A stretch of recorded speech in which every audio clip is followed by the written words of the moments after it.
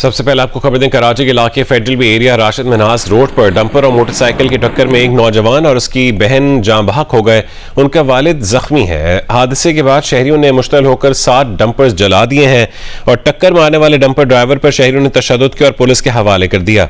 ताज़ा तरीन सूरत हाल जानते हैं जियो न्यूज़ के नुमाइंदे कमर अली मस्तोई से, जो इस वक्त फोन लाइन पर हमारे साथ मौजूद हैं। कमर, इस वक्त ताज़ा तरीन क्या सूरत हाल है? क्या सड़क अभी भी ब्लॉक है? जी बिल्कुल, सुपर हाईवे जो है वो सराबकोट के मुकाम पर इस वक्त भी जो है वो बंद है, क्योंकि यहाँ पर एहतियाजी धरना जो है वो डंपर ड्राइवर्स का जारी है। उनका कहना है कि एहतियाजी धरना उनका जो है तब तक जारी रहेगा जब तक डंपरों को नजर आतिश करने वाले मुलजमान गिरफ्तार नहीं किए जाते। इस एहतियाजी धरने के बायस सुपर हाईवे के दोनों सड़कें जो है वो उन पर ट्रैफिक मुअत्तल हो गया है। शहरी मुतबादिल के तौर पर यूनिवर्सिटी रोड के जरिए स्कीम 33 और फिर वहाँ से सुपर हाईवे का रास्ता इख्तियार कर रहे हैं। एहतियाजी मुजाहिरीन का कहना है कि वो सुपर हाईवे के अलावा दीगर मुकामात को भी जो है वो बंद कर देंगे अगर उनके जो है मुतालबात नहीं माने गए। दूसरी जानिब पुलिस का ये कहना है कि 10 मुश्तल अफराद तो जो है वो गिरफ्तार किया है, जो कि पुलिस का दावा है डंपर को नजर आतिश करने में मुलविसों ने गिरफ्तार करके थाने मुंतकिल किया गया है। इस तरह जिस डंपर ड्राइवर ने जो है मोटरसाइकिल को टक्कर मारी है उसे भी पुलिस का कहना है कि गिरफ्तार करके थाने मुंतकिल कर दिया गया है। इन तमाम वाक़यात के खिलाफ पुलिस कानूनी कार्रवाई भी कर रही है। ताहम ताहाल डंपर ड्राइवर मुश्तैल है और राशिद मिन्हास रोड से ताहाल नजर आतिश किए जाने वाले डंपर भी नहीं हटाए गए। पुलिस की भारी नफरी जो है वो राशिद मिन्हास रोड और सुपर हाईवे पर मौजूद है और एहतियाजी मुजाहिरीन से जो है वो मुज़ाकरात कर रही है। ताहम अभी तक मुज़ाकरात पुलिस के दरमियान और मुजाहिरीन के दरमियान कामयाब नहीं हुए।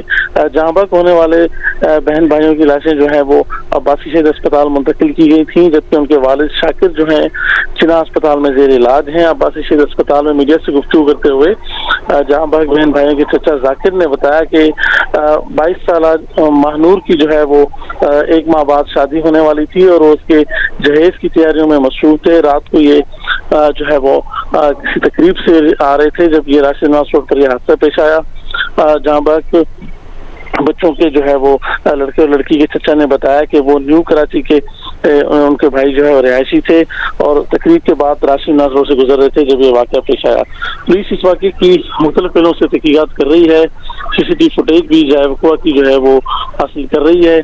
जो डंपर ड्राइवर एसोसिएशन के सदर हैं लियाकत महसूस, उनका ये दावा है कि टक्कर वाटर टैंकर ने मारी और उसके बाद वो फरार हो गया, लेकिन मुश्तैल जो मुजाहिरीन है उन्होंने जो है वो डंपर्स को नुकसान पहुंचाया। ठीक है, आप साथ ही रहेगा कमर। इस वक्त हम बताएं कि गवर्नर सिंध कामरान टिसोरी ने भी डंपर हादसे में बहन भाई की मौत पर अफसोस का इजहार किया है और कहा है कि वाक़े पर मुश्तल शहरी कानून हाथ में लेने से गुरेज करें। सिंध हुकूमत हादसे के जिम्मेदार ड्राइवर को करार वाकई सजा दिलवाए।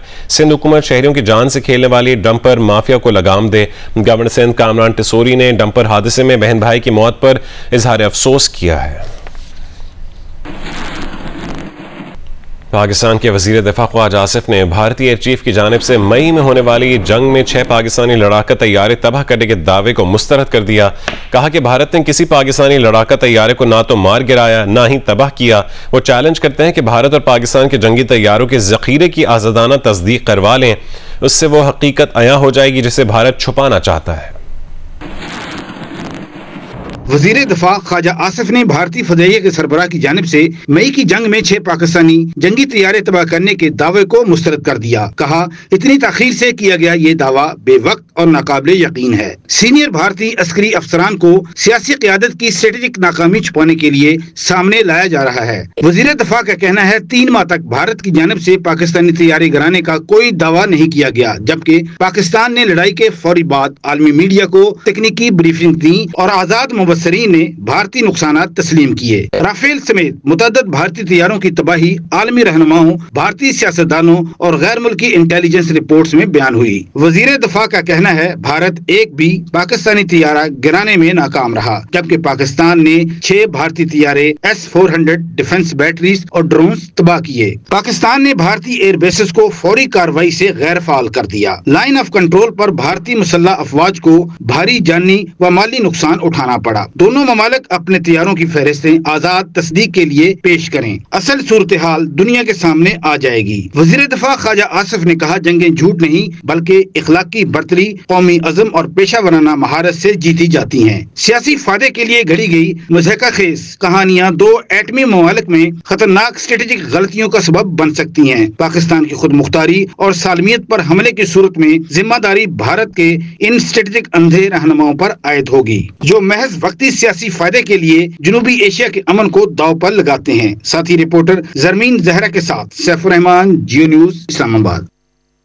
इससे पहले पाक फजाइया के शाहीनों के हाथों 6 तैयारे गिरवाने के 3 महीने बाद भारतीय चीफ AP सिंह अचानक जाग उठे।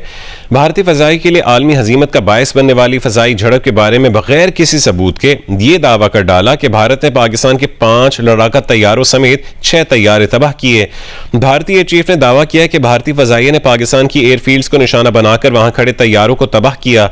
याद रहे कि पाकिस्तान ने 7 मई को फजाई जंग के फौरन बाद ही रफाल समेत भारतीय लड़ाका तैयारों को मार गिराने की तफसीलात दुनिया के सामने रख दी थी, जिनकी तायीद भारतीय मीडिया की रिपोर्ट से भी हुई है।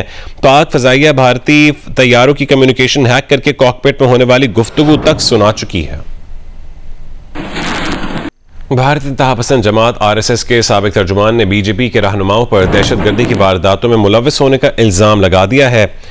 यशवंत शिंदे ने कहा है कि RSS और BJP भारत में दहशतगर्दी करके मुसलमानों पर इल्जाम लगाती हैं। उन्होंने कहा है कि RSS के एक रहनुमा अंदरेश कुमार ने उन्हें भी दहशतगर्दी में मुलव्विस होने को कहा था। यशवंत शिंदे ने 2006 में महाराष्ट्र बम धमाके की निशानदेही की, जिसमें विश्व हिंदू परिषद के एक रुकन समेत 2 अफराद हलाक हो गए थे। इस मुकदमे में मुसलमानों को मुलव्विस किया गया था, मगर अदालत ने अदम सबूत की बिना पर तमाम मुल्जिमान को बरी कर दिया था। यशवंत शिंदे ने कहा है कि RSS ने महाराष्ट्र के शहर औरंगाबाद में एक मस्जिद तलाश की और उसमें बम बनाने शुरू कर दिए। बम बनाने में RSS के 2 अरकान राकेश और रवि मुलव्विस थे।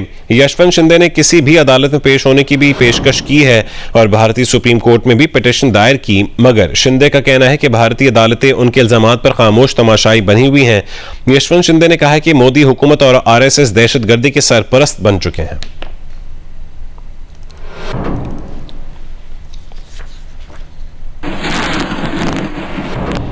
जियो टीवी पर पाकिस्तान आइडल के नशर होने का सुनते ही नौजवानों में खुशी की लहर दौड़ गई। सब ने अपने ऑडिशंस अपलोड करने शुरू कर दिए हैं, लेकिन मुकाबला सख्त है क्योंकि राहत फतेह अली खान, फवाद खान, ज़ेब बंगिश और बिलाल मकसूद लेंगे सबका इम्तिहान। तो अपने दिल की आवाज का जादू जगाएं और सुपरस्टार बन जाएं। म्यूजिक के मतवालों का इम्तिहान लेंगे उस्ताद राहत फतेह अली खान, फवाद खान, ज़ेब बंगिश और बिलाल मकसूद।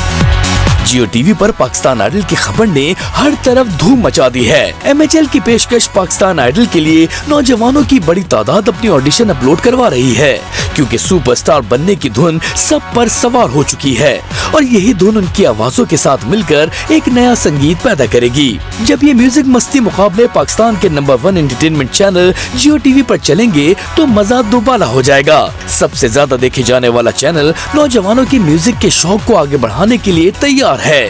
तो आइए अपनी आवाज का जादू जगाएं और सुपरस्टार बन जाएं।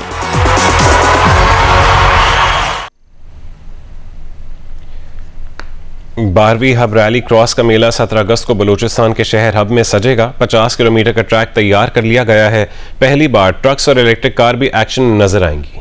इस रेस को प्लान ये है कि जिस तरह भी आहिस्ता आहिस्ता इसका मोटिव बढ़ाते चले जाएं, क्योंकि ये एक पाकिस्तान में एक ऐसा इवेंट है जो क्रिकेट, मेरे ख्याल में क्रिकेट और हॉकी के बाद एक सबसे बड़ा इवेंट है। इसका एक स्लोगन है कि अगर आपको गाड़ी दौड़ानी है तो ट्रैक पे आए। हब रैली क्रॉस 6 कैटेगरीज पर मुश्तमिल है, जिसमें prepaid, stock, ladies, veterans, trucks और इलेक्ट्रिक कार्स शामिल हैं। 9 बाइक क्लब्स की टीमें भी एक्शन में होंगी। नादिर मक्सी, साहबजादा सुल्तान मोहम्मद अली और दीना पटेल समेत मुल्क के टॉप ड्राइवर्स एक्शन में होंगे। पाकिस्तान से 50 ड्राइवर्स की एंट्रीज आ चुकी हैं। पहली बार इलेक्ट्रिक गाड़ियों को भी इवेंट का हिस्सा बनाया गया है। इस मौके पर सिंध मोटर स्पोर्ट्स एसोसिएशन के सदर नदीम खान, रेसर आमिर मक्सी, रोनी पटेल और दीगर भी मौजूद थे। 17 अगस्त को होने वाली हब रैली क्रॉस जियो सुपर से बराह रास्त नश्र की जाएगी। कराची में आज सजेगा आज़ादी फाइट नाइट का मेला, जिसमें पाकिस्तान समेत 6 मुल्कों के बॉक्सर्स एक्शन में होंगे। कराची में फाइट नाइट मेले के चेयरमैन बिलाल बीकू ने प्रोमोटर आबिद बलोच और शरीक बॉक्सर्स के साथ प्रेस कॉन्फ्रेंस में बताया कि इवेंट में खवातीन समेत 24 बॉक्सर्स शिरकत करेंगे। इवेंट में 3 टाइटल समेत 12 फाइट्स होंगी। पाकिस्तान का पहला स्पोर्ट्स चैनल जियो सुपर मुकाबले बराह रास्त नशर करेगा।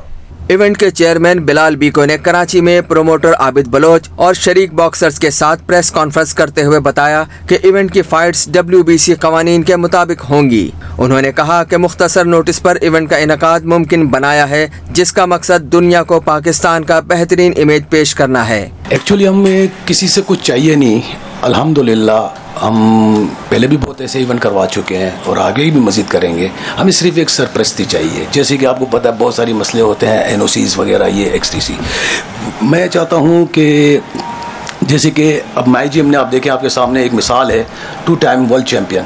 ऐसे बहुत सारे लोग हैं जो इतना टैलेंट है कि ये आपको ओलंपिक में भी मिलेंगे इंशाल्लाह आइंदा चंद सालों में। प्रोमोटर आबिद बलोच ने बताया कि इवेंट में मुल्की और गैर मुल्की बॉक्सर्स शरीक होंगे। खवातीन की फाइट्स भी होंगी, जबकि 3 टाइटल फाइट्स होंगी। आज़ादी फाइट नाइट में शरीक बॉक्सर्स ने इतवार को कराची में भरपूर शो की उम्मीद जाहिर की। इस तरह के इवेंट्स होने चाहिए, इस तरह हम पाकिस्तान की एक पॉजिटिव इमेज शो करेंगे। इंशाल्लाह पाकिस्तान में ऐसे और भी इवेंट्स को हम सपोर्ट करें ताकि हमारी जो न्यू टैलेंट्स है वो आगे आ सके। कराची के फरेर हॉल में होने वाला एक्शन से भरपूर ये इवेंट पाकिस्तान का पहला स्पोर्ट्स चैनल जियो सुपर बराह रास्त नशर करेगा। सियालकोट में लाहौर कलंदर्स और प्राइम मिनिस्टर यूथ प्रोग्राम के तहत नौजवान क्रिकेट शायकीन के ट्रायल्स का सिलसिला जारी है। 2 रोज़ा ट्रायल्स में बॉयज़ ने टैलेंट दिखाया। आज लड़कियां इस ग्राउंड में अपनी किस्मत आजमाएंगी।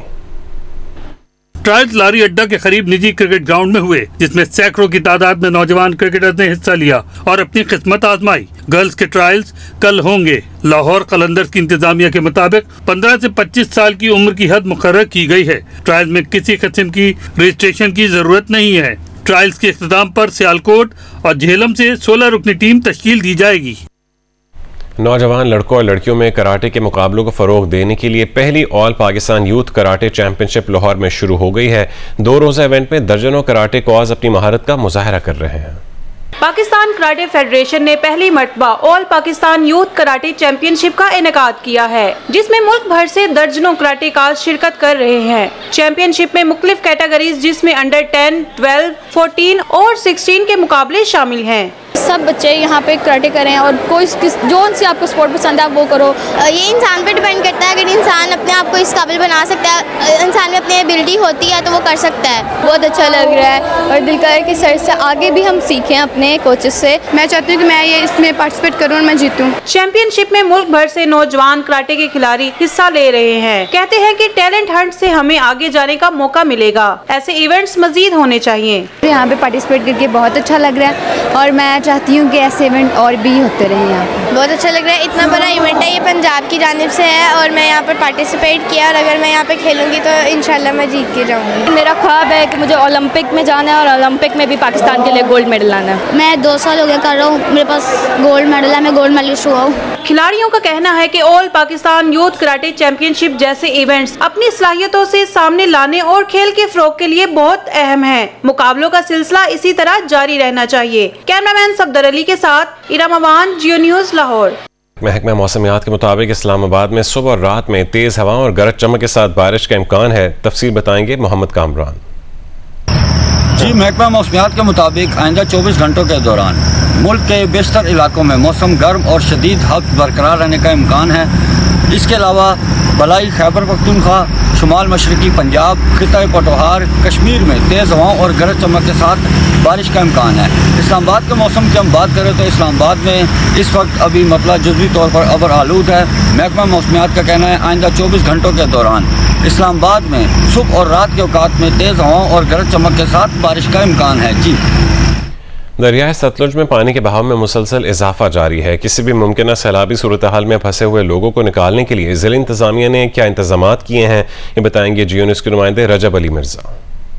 देखें जी, दरियाए सतलुज में मुसलसल पानी के बहाव में इजाफा हो रहा है और इस वक्त लोधरा से 20,000 क्यूसेक के करीब पानी का रेला गुजर रहा है। दूसरी तरफ पीटीएमए ने अलर्ट जारी किया है कि 13 अगस्त से मुमकिना तौर पर मानसून बारिशों का नया स्पेल शुरू हो सकता है। इस तमाम सूरत हाल को मद्देनजर रखते हुए जिले इंतजामिया ने दरियाए सतलुज पर बनाए गए जो हिफाजती बंद हैं उनकी देखभाल शुरू कर दी है। मेरे साथ डिप्टी कमिश्नर डॉक्टर लुबना नजीर मौजूद हैं, इनसे तफसीलात जानते हैं। जो टोटल आबादी लो लेवल फ्लड्स में अफेक्ट हो सकती है वो तकरीबन 15 से 20 हज़ार के करीब आबादी है, जिसकी इवैक्यूएशन के लिए तैयारियां तमाम मुकम्मल हैं। कैंप्स इस्टेब्लिश हो चुके हैं, मॉनिटरिंग कैंप्स ही इस्टेब्लिश्ड हैं अभी और रिलीफ कैंप्स ही इस्टेब्लिश्ड हैं। खुदा न खास्ता सैलाब आता है तो तमाम उनके रिलीफ और इवैक्यूएशन स्ट्रैटेजीज के तहत उनको रिलीफ प्रोवाइड किया जाएगा इंशाल्लाह। जैसा कि आपने सुना, डिप्टी कमिश्नर का कहना था कि फिल वक्त जो है सूरत हाल नॉर्मल है और अगर भी किसी भी किस्म की मुमकिन सैलाबी सूरत हाल हुई तो उससे निपटने के लिए जिले इंतजामिया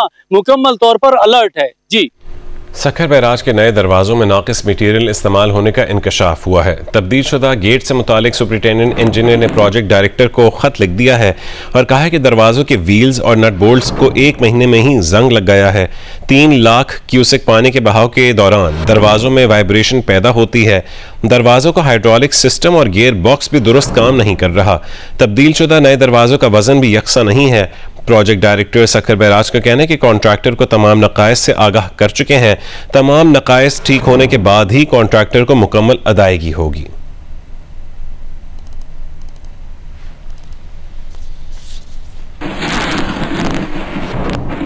यूरोपीय ममालिक ने अलास्का में तय ट्रंप पुतिन मुलाकात का खैर मकदम किया है, ताहम तजवीज़ पेश की है कि किसी भी इकदाम से पहले जंगबंदी की जाए और यूक्रेन को रूस के ज़ेर कब्ज़ा अपना इलाका छोड़ना पड़े तो यूक्रेन को तहफ़्फ़ुज़ देने की खातिर उसे नेटो का रुकन बनाने का वादा किया जाए।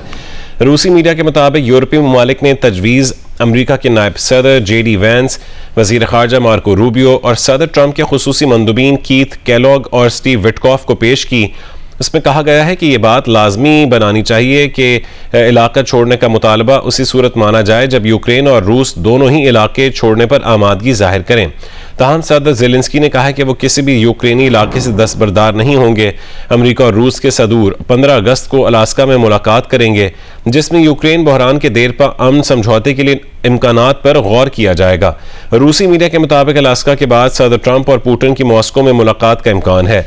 यूक्रेन में सियासी बहरान पैदा होने पर मार्च सन 2014 में रेफरेंडम के बाद क्राइमिया ने खुद को रूस का हिस्सा बना लिया था। मॉस्को का दावा है कि क्राइमिया रेफरेंडम में 96.77% अफराद ने और सेवेस्तोपोल रेफरेंडम में 95.6% अफराद ने रूस में शामिल होने के हक में वोट दिया था। यूक्रेन अब भी क्राइमिया को अपना हिस्सा तस्वर करता है, ताहम रूस का कहना है कि क्राइमिया का ये इकदाम UN चार्टर के मुताबिक है और यह मामला हमेशा के लिए खत्म हो चुका है।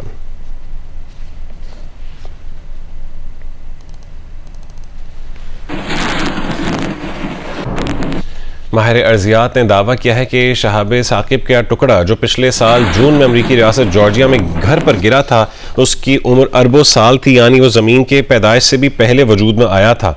यूनिवर्सिटी ऑफ जॉर्जिया के माहिर अर्जियात स्कॉट हैरिस का कहना है कि शहाबी पत्थर मरीख और मुश्तरी के दरमियान मौजूद सियारचों की बेल्ट में से निकलकर ज़मीन की तरफ आया था और 26 जून को अटलांटा के करीब गिरा था।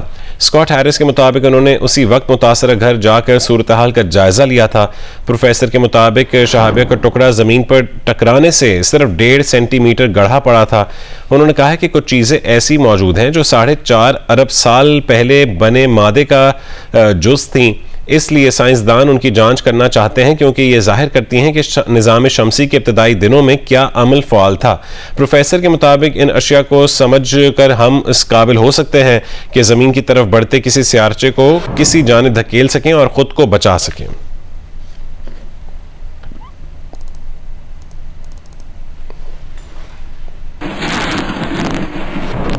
और हुकूमत सिंध के तहत कराची एक्सपो सेंटर में मार्का हक आज़ादी मुशायरा मुनक्किद हुआ। शहरियों की बड़ी तादाद उसमें शरीक हुई। शोरा कराम ने अपना कलाम सुनाया, हाजरीन से खूब दाद पाई। अच्छी शहजादी कोई दाद नहीं, कोई दाद नहीं, मैं कलंदर हूँ शाहजाद नहीं। बेवफा बावफा नहीं होते, ये किताबें गधों पे लाद नहीं। धूप के दश्त में पानी की तरह लगती है, तेरी हर बात कहानी की तरह लगती है। आ किसी रोज बहम शेर की सूरत हो जा, तू मुझे मिसराए सानी की तरह लगती है। जब बन सकी ना बात, हाय हाय हाय हाय हाय हाय, कोई हेर फेर से, जब बन सकी ना बात कोई हेर फेर से, कुत्ते लड़ा दिए गए जंगल के शेर से। हर शख्स अपने आप में एक भेड़िया है यार, ये और बात सामने आता है देर से। बरसों पुराना दोस्त मिला जैसे गैर हो, देखा रुका झिझक के कहा तुम उमैर हो। मिलते हैं मुश्किलों से यहाँ हम ख्याल लोग, तेरे तमाम चाहने वालों की खैर हो। चलो माना कि मेरा दिल मेरे महबूब का घर है, पर उसके पीछे उसके घर में क्या क्या कुछ नहीं होता। मेरी गुर्बत ने मुझसे मेरी दुनिया छीन ली आफी, मेरी अम्मा तो कहती थी कि पैसा कुछ नहीं होता।